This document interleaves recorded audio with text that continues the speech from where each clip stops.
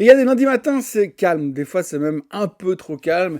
Et là, ce matin, c'est carrément super calme. Optimiste, mais super calme. On dirait qu'on est en train de finir de digérer la semaine dernière et qu'on se demande ce que cette semaine qui commence va bien pouvoir nous apporter dans le monde merveilleux de la finance. Des chiffres trimestriels encore, ça c'est une certitude. Pas de Fed et forcément du Trump. Reste à savoir sous quelle forme, quoi, quand et comment et à qui il va s'en prendre cette semaine. En tous les cas, on commence en douceur, mais sur le peu de choses qu'il y a à dire, on n'a pas l'impression que ça puisse baisser. D'ailleurs, la question qu'on peut se poser, c'est de savoir si on sait encore baisser et si on sait encore vendre. Bienvenue dans ce Morning Bull Live, je suis Thomas Veillet et nous sommes le 3 novembre 2025.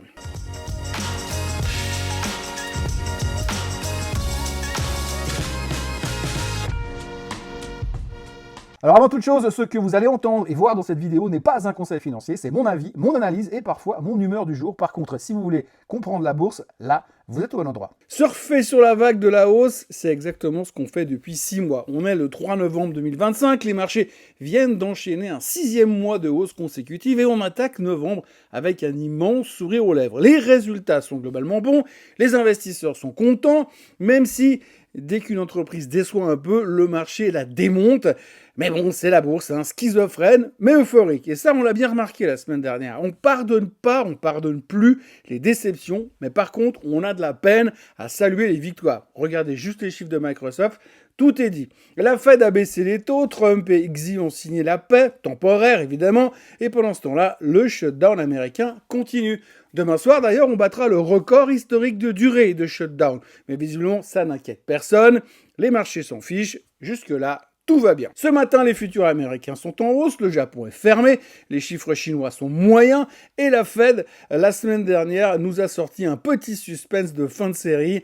La baisse des taux de décembre, c'est pas encore acquis. Bien sûr, et moi je suis moine tibétain. Franchement, pour moi c'est du bluff. Powell veut juste garder un petit peu de mystère, parce que quand on voit le shutdown qui dure, les plans de licenciement qui s'enchaînent, et la visibilité économique qui est proche de zéro, vous pariez combien que la Fed va finir par rebaisser encore une fois les taux en décembre? Ils vont pas nous lâcher maintenant, pas après avoir passé 2 ans à nous soutenir envers et contre tout. Et puis, au milieu du vacarme médiatique, il y a une info qui est passée presque inaperçue quand même. Il faut revenir là-dessus. La fin du quantitative tightening, le fameux QT. Alors, petit rappel, le QT, c'est le régime sec de la Banque centrale. En gros, elle retire de l'argent du système, elle fait monter les taux et elle ralentit la machine. C'est censé normaliser la politique monétaire après des années de dopage financier, le QE. Mais là, Powell, il vient de dire stop, on arrête de serrer la vis. On arrête le QT au mois de décembre. Et ça, c'est une très bonne nouvelle. En clair, la Fed redevient notre ami. Moins de QT aujourd'hui, ça veut peut-être même dire du QE demain. Et si c'est le cas, on va encore pousser les records un peu plus haut. Et vu qu'on est monté comme des bouchons de liège avec un QT en place, j'ose même pas imaginer quand le QT ne sera plus là et que l'on parlera plus que d'un nouveau QE. Résumons en gros, la Fed baisse les taux, arrête le QT, fait mine d'hésiter pour décembre, mais tout le monde sait comment ça va finir avec une nouvelle baisse des taux en décembre et un soutien incommensurable au marché financier. Et pendant ce temps-là, bien sûr, le marché, il plane, il est sur son petit nuage. Même s'il y a encore une demi-douzaine d'indicateurs au moins qui hurlent à la mort, tout le monde s'en tape. PER historique gonflé, ratio de Robert Shiller, le quai hyper élevé, achat en marge en forte hausse, explosion des ETF à levier, VIX très bas et très faible, baisse des PMI manufacturés, etc., etc. Aujourd'hui, encore, on apprend que Buffett lui-même croule sous 382 milliards de dollars de cash parce que tout ce qu'il regarde est trop cher et il n'arrive pas à acheter. Mais la tendance reste haussière et personne n'a envie de quitter la Fed trop tôt. La fameuse phrase « La tendance est ton ami » n'a jamais été aussi vraie. Le bull market continue, même si tout le monde sent que par moments, ça frôle un petit peu l'absurde. Ce matin en Asie, c'est un peu plus calme. La Chine tousse avec un PMI qui recule à 50,6. Hong Kong monte un peu.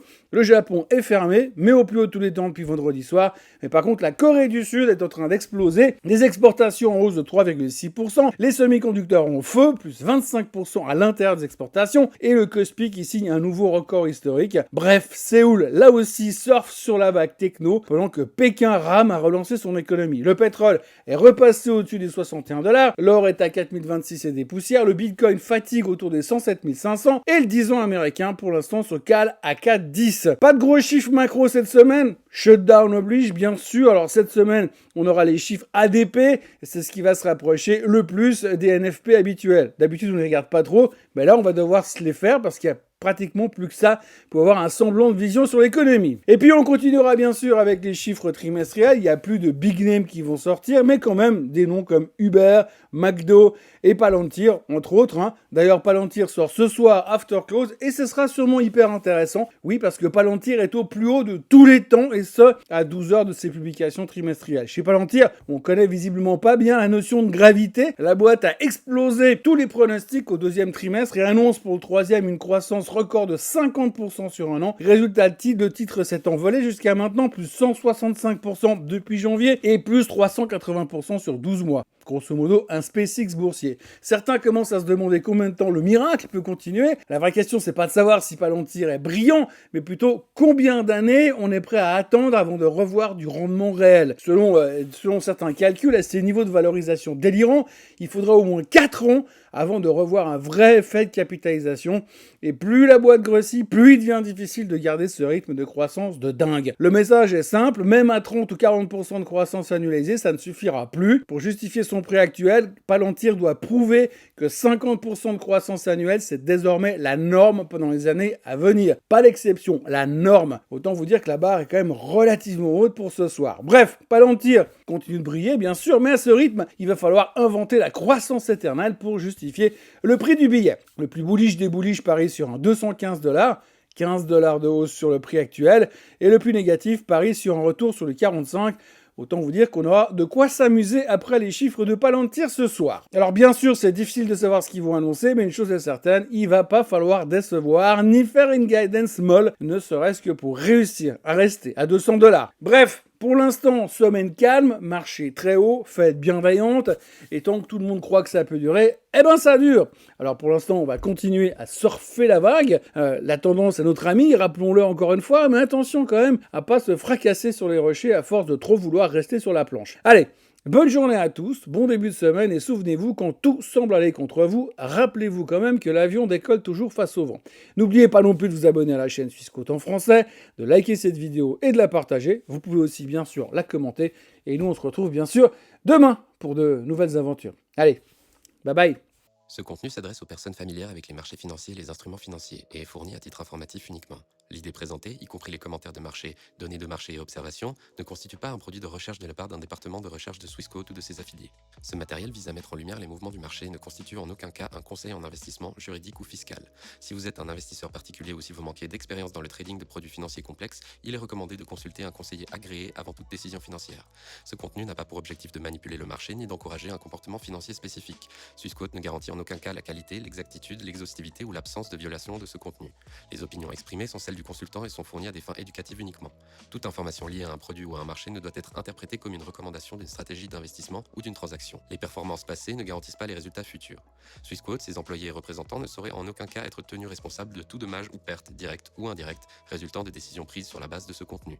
L'utilisation de marques ou de noms commerciaux de tiers est uniquement à titre informatif et n'implique aucune approbation de la part de Swissquote, ni que le propriétaire de la marque a autorisé Swissquote à promouvoir ses produits ou services. Swissquote est la marque commerciale regroupant les activités de Swissquote Bank SA, régulée par la FINMA, Swissquote Capital Markets Ltd, régulée par la SISEC, Swissquote Bank Europe SA, régulée par la CSSF, Swissquote Ltd, régulée par la FCA, Swissquote Financial Services Ltd, régulée par la MFSA, Swissquote MEA, régulée par la DFSA, Swissquote PTE Ltd, régulée par la MAS, Swissquote Asia Limited, licenciée par la SFC, et Swissquote South Africa Ltd, supervisée par la FSCA. Les produits et services de Swissquote sont destinés uniquement aux personnes autorisées à les recevoir conformément au droit local.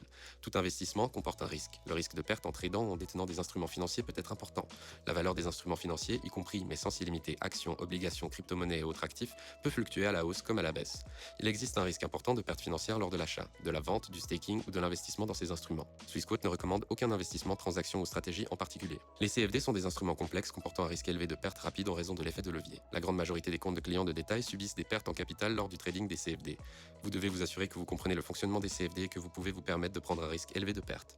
Les actifs numériques ne sont pas régulés dans la plupart des pays et les règles de protection des consommateurs peuvent ne pas s'appliquer. En tant qu'investissement hautement volatile et spéculatif, ils ne conviennent pas aux investisseurs ayant une faible tolérance au risque. Assurez-vous de bien comprendre chaque actif numérique avant de trader. Les crypto-monnaies ne sont pas considérées comme une monnaie légale dans certaines juridictions et sont soumises à des incertitudes réglementaires. L'utilisation de systèmes basés sur Internet peut entraîner des risques importants, notamment mais sans s'y limiter la fraude, les cyberattaques, les pannes de réseau et de communication, ainsi que le vol d'identité et les attaques de phishing liées aux cryptoactifs.